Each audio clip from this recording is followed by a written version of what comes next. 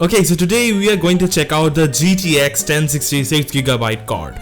This was the most popular GPU for almost like forever on the Steam hardware survey charts, and I am excited to check out why. I have never used a 1060 before, and this is going to be my first hands-on with the 6GB variant of this card. Like recently this GPU was dethroned by the 1650. I have tested that for now, video will be over there, you can check it out. But for now, let's get into the 1060 and find out how it performs in 2023 in some of the latest and most demanding games.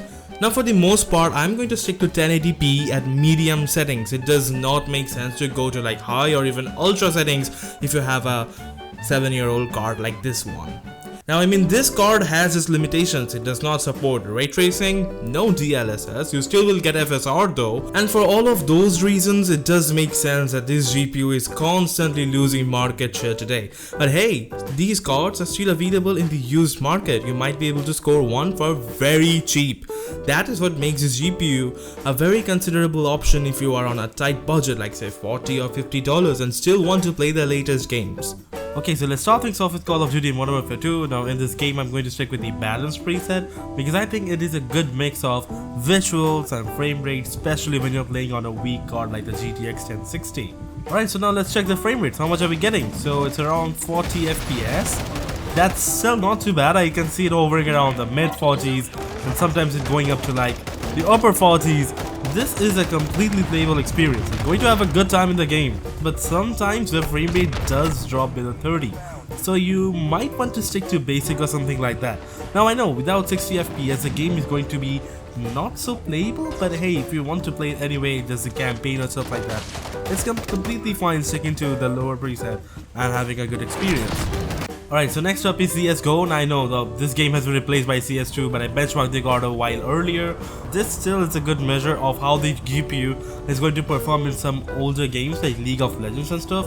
So you can see that over here we're getting something like 350 FPS, which is a lot, even at 1080p. So if you're playing some older DirectX 9 games like League of Legends and stuff like that, you won't be having a single problem with the GTX 60. Alright, next up is one of the most demanding games you can get out there, Cyberpunk 2077. Now I'm going to rely on the high settings in this game without ray tracing and FSR turned on just for the sake of the benchmark, and let's see how much we get. Okay, so that is not bad. We're getting something like around 50 FPS, which is pretty good even for a 7-year-old card.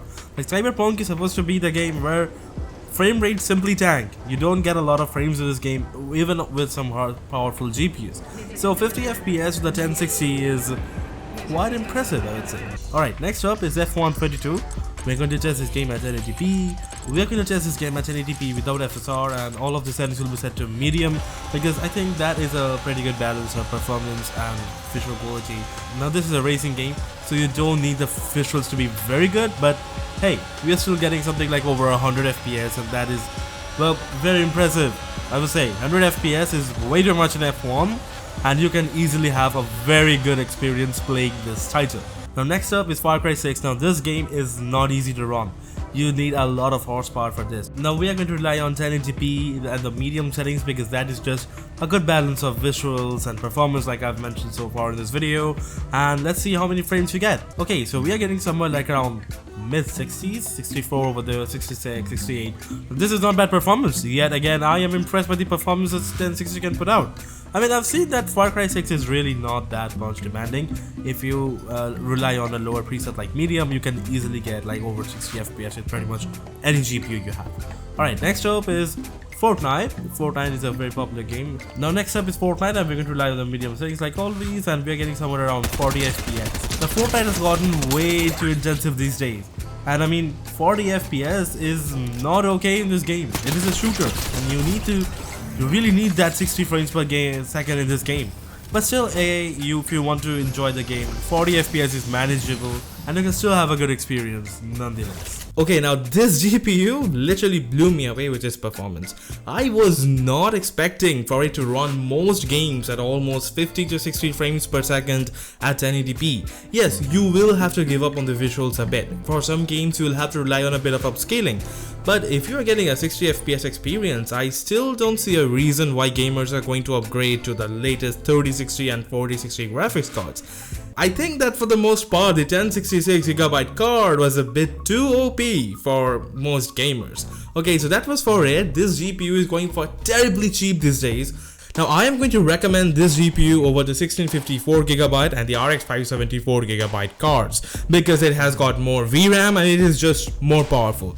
Now I know the 1650 and the RX 570 are available in plenty in the used market, which is why I had to make a video on this underdog and recommend this old monster even 7 years after its release date.